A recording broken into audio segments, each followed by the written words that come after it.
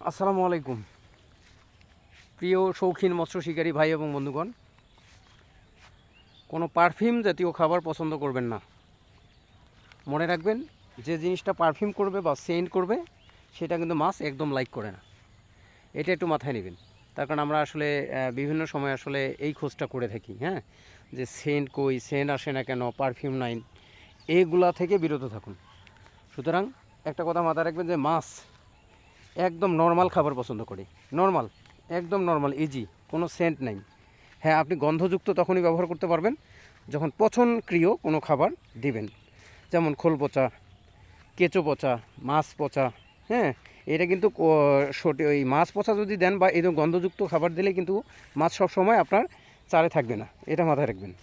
এটাও কিন্তু ইফেক্ট পড়বে। হ্যাঁ, এই জন্যে কম পরিমাণে ব্যবহার করবেন এবং পারফিউম সেন্ট কম করে এই ধরনের খাবার দেওয়ার চেষ্টা করবেন। ধন্যবাদ, ভালো থাকবেন, সুস্থ থাকবেন। বিস্তারিত আসতেছে, শুধু একটার পর একটা দেখুন আর ভালো মানের শিকার করুন। ধন্যবাদ।